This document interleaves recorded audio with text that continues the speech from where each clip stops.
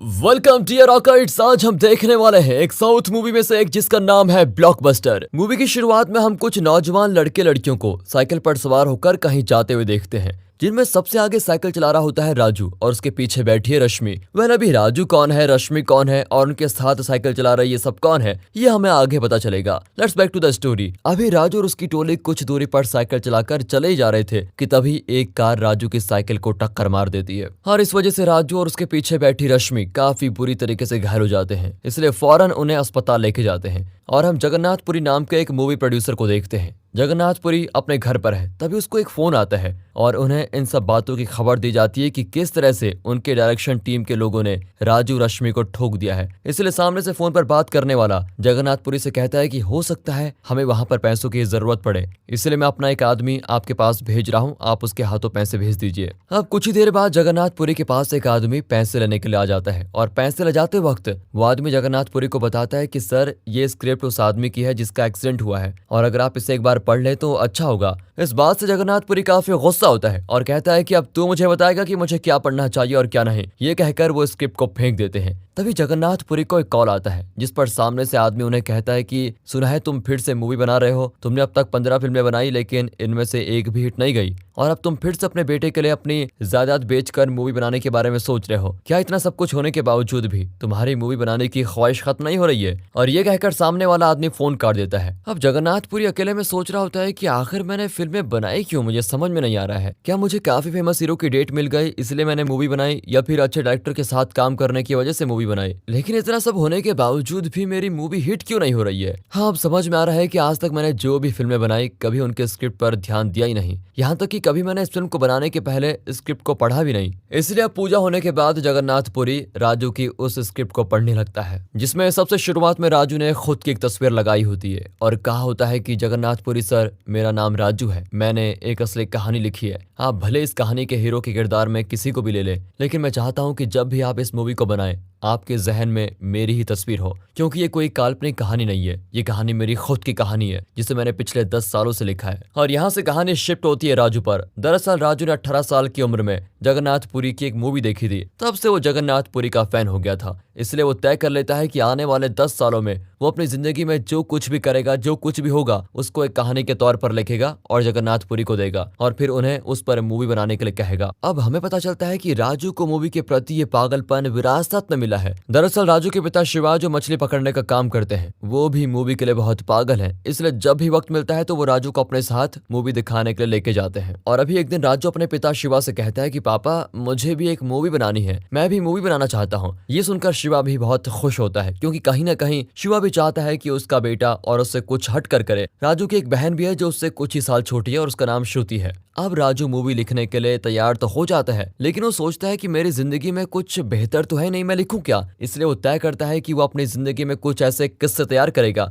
जो फिल्म में दिखाया जा सके। इसलिए वो जानबूझकर किसी से झगड़ा करता है, किसी को उसके घर में घुसकर पीट देता है। पता नहीं उसने कितनी जगह दुश्मनी करके रखी होती है। यहाँ तक कि वो अपनी जिंदगी पर लिखी जाने वाली इस कहानी को भी और रंगीन बनाने के लिए एक दिन अपने पिता शिवा को लेकर पुलिस स्टेशन पहुंच जाता है। वहां जाकर पुलिस इंस्पेक्टर से कहता है कि मैडम, आपके पास जो वारंट लिस्ट है आप मुझे दे दीजिए। वो पूछती है कि क्यों? तभी वहां से एक मुजरिम उठकर भागने की कोशिश करता है, लेकिन तभी राजू उसको मारकर नीचे गिरा देता है और कहता है कि देखा मैडम आपने, मैं बिल्कुल इसी तरह से आपके सभी मुजरिम को पकड़कर आपके हवाले कर दूंगा और आपको उनके साथ जो करना है फिर आप कर सकती है। पुलिस इंस्पेक्टर कहती है कि अच्छा बेटा, ऐसी बात है। और फिर क्या, वो डाल देती है राजू को सीधा जेल में। जेल से छूटने के बाद भी राजू का फिल्मी बुखार कम नहीं होता और उसके इसी पागलपन के साथ देखते देखते 10 साल बीत चुके होते हैं। कुछ महीने पहले राजू के पिता शिवा का देहांत हो चुका है और अब उनकी मौत कैसे हुई ये अभी तक किसी को नहीं बताया गया, लेकिन हो ना हो शिवा की मौत से राजू की जिंदगी में कुछ बड़ा होने वाला है। वह अब सुबह श्रुति राजू से कहती है कि अगर तुम इसी तरह से आवारागर्दी करते रहोगे, यहाँ भटकते रहोगे, तो कोई भी मुझसे शादी नहीं करेगा भैया, तुम कब सुधरोगे? राजू श्रुति से कहता है कि तुम चिंता मत करो, तुम्हारी शादी मेरी जिम्मेदारी है और मैं तुम्हारी शादी किसी ऐसे वैसे लड़के से नहीं करूंगा, मैं तो तुम्हारी शादी ऐसे लड़के से करवाऊंगा जिसे सारी दुनिया देखती रह जाएगी। श्रुति कहती है कि हाँ हाँ, बातें बहुत हो गई, चलो मुझे जल्दी से अपनी साइकिल पर कॉलेज छोड़ दो। और यहाँ हमें पता चलता है कि राजू की बहन श्रुति उसके कॉलेज की टीचर प्रवीण को पसंद करती है। प्रवीण भी श्रुति को काफी पसंद करता है। श्रुति प्रवीण से कहती है कि तुम मेरे भाई से शादी के लिए बात क्यों नहीं कर लेते। प्रवीण कहता है कि नहीं नहीं, मुझे उनसे डर लगता है। श्रुति कहती है कि ठीक है, तुम अपने माँ बाप से शादी के बारे में बात करो, मैं अपने भाई से बात करती हूँ। फिर हमें राजू को दिखाया जाता है जो अपने दोस्तों के पास एक चाय की दुकान पर जाता है, जहाँ वीरू नाम का उसका एक दोस्त बताता है कि उसने सुधाकर नाम के शख्स को कुछ पैसे उधार दिए थे। पहले तो उसने कहा कि वो 4 दिन में पैसों को वापस कर देगा, लेकिन अब 40 दिन हो चुके हैं फिर भी वो पैसे वापस नहीं कर रहा है। इसलिए मैंने अपने माँ बाप को उसके पास भेजा है ताकि वो झगड़ कर उससे पैसे ले ले। तभी राजू कहता है कि चल अब हम लोग जाकर वहां पर झगड़ा करके पैसे ले आते हैं।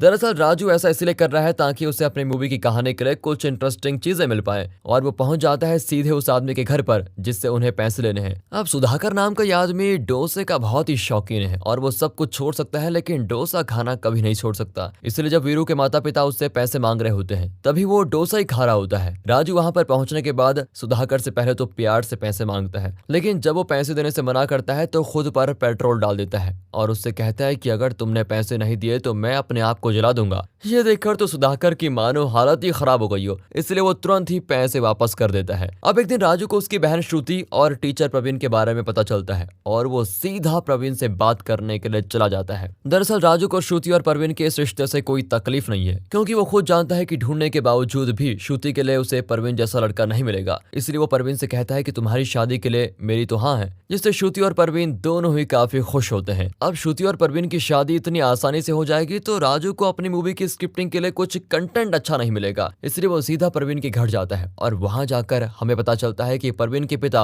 और कोई नहीं बल्कि सुधाकर हैं, जिसके घर जाकर राजू ने खुद के ऊपर पेट्रोल डालकर जलाने की धमकी दी थी। इसके बावजूद भी राजू वहां पर जाकर बड़े ही ढीठ तरीके से प्रवीण के पिता सुधाकर से कहता है तुम्हारा बेटा प्रवीण मेरी बहन से शादी करना चाहता है, लेकिन मैं ये शादी नहीं होने दूंगा। दरअसल राजू ऐसा जानबूझकर करता है ताकि सुधाकर खुद इस शादी के खिलाफ हो जाए और राजू उन दोनों की शादी भगा कर सके, और होता भी वैसा ही है। सुधाकर कहता है कि तुम क्या शादी नहीं होने दोगे, मैं खुद अपने बेटे को तुम्हारी बहन के साथ शादी नहीं करने दूंगा। तभी राजू कहता है कि अच्छा तो शादी को रोक कर दिखाओ, अब तो ये शादी होकर ही रहेगी, चाहे मुझे उसके लिए तुम्हारे बेटे के हाथ पैर क्यों ना तोड़ने पड़े। और होता भी वैसा ही है। प्रवीण के पिता सुधाकर के मना करने के बावजूद भी राजू अपनी बहन और प्रवीण को भगा कर लेके जाता है और उन दोनों की शादी करा देता है। अब यहाँ से मूवी का थोड़ा कंफ्यूजिंग पार्ट शिफ्ट होता है, जहाँ पर हमें नागेश नाम के एक ड्रामा कंपनी के ब्रोकर को दिखाया जाता है जो किसी को फोन लगाकर कहता है कि वो फोन नंबर वाली डायरी मिल नहीं रही है, कहीं उस जगह पर तो नहीं गिरी होगी। पर सामने से शख्स कहता है कि तुम अपनी बकवास बंद करो, मैंने कहा था ना तुम्हें कि मुझे कुछ दिनों के लिए फोन मत करना। ये कहकर वो शख्स फोन काट देता है। वेल, अब ये नागेश कौन है और ये किससे फोन पर बातें कर रहा है ये हमें अब तक पता नहीं है, लेकिन हो ना हो इसका राजू की कहानी से जरूर कोई ना कोई ताल्लुक हो। वेल, इसी के साथ मूवी फिर से शिफ्ट होती है राजू पर, जो कि हाल ही में एक मूवी देख कर आया है, जिससे उसमें अपनी लाइफ की स्टोरी पर एक नए चैप्टर की शुरू करने की चाह जाग उठ जाती है, और वो चैप्टर और कोई नहीं बल्कि लव चैप्टर होता है। दरअसल एक छोटे मोटे झगड़े के दौरान राजू की नजर एक लड़की पर पड़ती है जो कि उसके कजन के साथ वहां से गुजर रही होती है,